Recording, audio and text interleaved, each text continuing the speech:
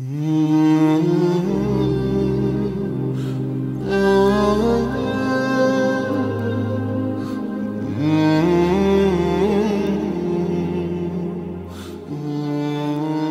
باللہ من الشیطان الرجیم بسم اللہ الرحمن الرحیم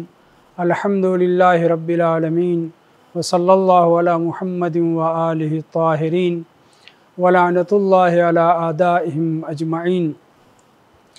عظم اللہ اجورنا واجورکم بمصابنا بالحسین علیہ السلام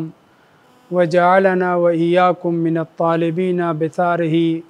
مع ولیہ الامام المہدی علیہ السلام من آل محمد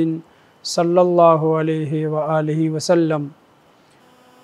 آج ہم سید الشہداء امام حسین علیہ السلام کے سوگوار ہیں۔ آپ کی عزاداری، ماتمداری، نوحہ و مرثیہ اور مجلس و ماتم میں مشغول ہیں۔ ایام شہادت امام حسین علیہ السلام ہے اور ہم ان ایام میں زیادہ سے زیادہ مصیبت امام حسین علیہ السلام اور ان کے اصحاب و انصار کی مصیبت کا تذکرہ کرتے ہیں۔ یہ فقرہ جو ابتدائی خطبہ میں نے ذکر کیا وہ روش ہے جس کا حکم امام معصوم نے دیا ہے کہ جب مومنین ایام عزا میں محرم میں جب ایک دوسرے سے ملاقات کریں تو مصیبت امام حسین علیہ السلام کی ایک دوسرے کو تعزیت دیں، اور ظہور امام مہدی علیہ السلام کے بعد امام حسین علیہ السلام اور ان کے اصحاب و انصار جو شہید کیے گئے کربلا کے میدان میں بھوکے پیاسے، ان کی شہادت کا بدلہ دشمنان اسلام سے لیں۔ یہ گفتگو در حقیقت حضرت آیت اللہ العظمیٰ السید صادق حسینی صاحب کے ایام عزا میں خاص طور سے شام غریبہ کے مناسبت سے جو آپ نے حضرت حر علیہ السلام اور آزادی کے اوپر گفتگو کی تھی اور تعزیت و تسلیت پیش کی تھی تمام مومنین کو، نہ صرف تمام مومنین کو بلکہ تمام مظلومان عالم کو تعزیت پیش کرنے سے پہلے آپ نے حضرت حجت امام مہدی علیہ السلام کی خدمت میں تعزیت اور تسلیت پیش کی ہے۔ انہی کے اس بیان کی روشنی میں تحلیلی طور پر تجزیہ کرنے کے لیے، تحلیل کرنے کے لیے تفسیر اور تشریح کے طور پر میں آپ کے سامنے حاضر ہوا ہوں۔ حضرت آیت اللہ اپنے اس بیان شام غریبہ میں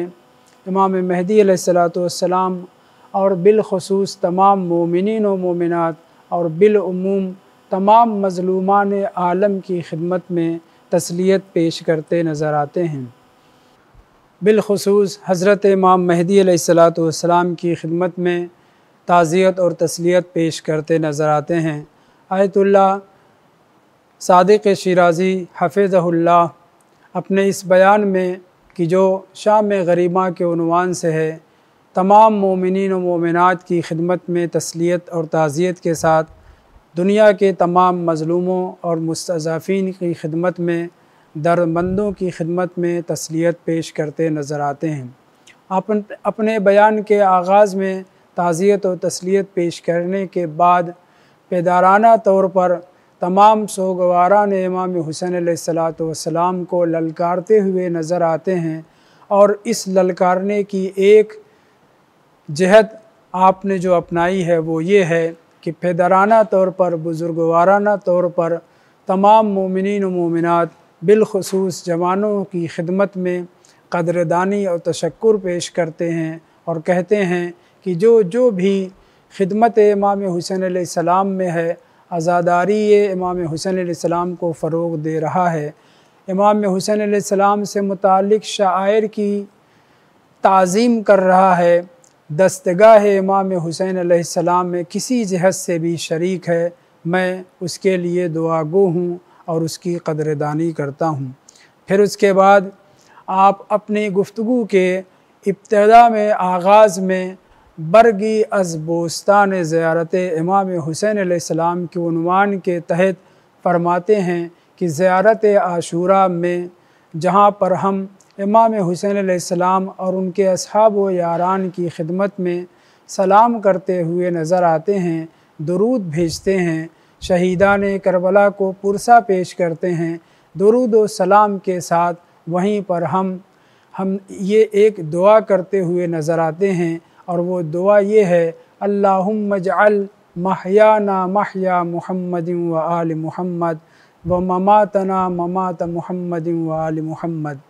इस फ़िक्रे के ऊपर गुफ्तगू करने से पहले एक बात ये कहना ज़रूरी समझता हूँ, वो ये है कि मासूमीन अलैहिमुस्सलाम की जो ज़ियारत किताब कामिलुल ज़ियारत, अल मिसबाह, मुहज्जुद दावात, जमालुल उसबू वग़ैरह दीगर किताबों में वारिद हुई हैं, उन सब के बयान करने वाले या रसूल खुदा सल्लल्लाहु अलैहि वसल्लम हैं, या अमीरुल मोमिनीन अलैहिस्सलातु वस्सलाम हैं, या दीगर अइम्मा ताहिरीन अलैहिमुस्सलाम हैं। लेकिन ज़ियारत आशूरा वो ज़ियारत है कि जो हदीस क़ुदसी का उन्वान रखती है। वजह ये है कि ये ज़ियारत दर हकीकत इमाम बाक़िर अलैहिस्सलातु वस्सलाम की ज़बान अक़दस से ज़रूर सादिर हुई है, लेकिन इमाम सिलसिले सनद को मिलाते हुए खुदा से नक़ल करते हैं, यानी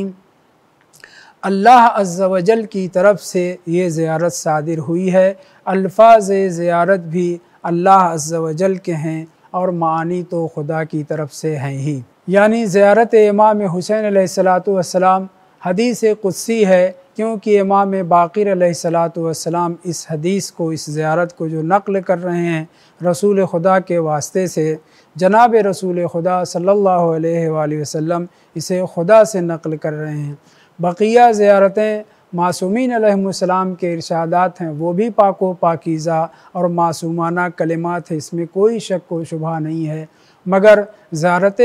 आशूरा की मुक़द्दस ज़ियारत की ये ख़ुसूसियत ये है कि ये बराह रास्त अपने कलिमात और मानी के साथ खुदावंद मुताल की क़ुद्स और हज़ीर क़ुद्स से सादिर हुई है। इसलिए ज़ियारत आशूरा ज़ियारत ही नहीं बल्कि हदीस क़ुदसी है, और हदीस क़ुदसी के बारे में हम जानते हैं कि वो कलाम खुदावंद मुताल जिसके अल्फाज और माना भी खुदा की तरफ से सादिर हुए हैं, मगर कुरान मजीद का हिस्सा नहीं बने हैं। ज़ियारत आशूरा का पढ़ना बेहद सवाब रखता है, ख़ास तौर से अय्याम अज़ा में, अगरचे बहुत से मोमिनीन ऐसे हैं जो रोज़ाना ज़ियारत इमाम हुसैन अलैहिस्सलाम ज़ियारत आशूरा के ज़रिए पढ़ते हैं। व आखिरु दावाना अनिल हम्दुलिल्लाहि रब्बिल आलमीन।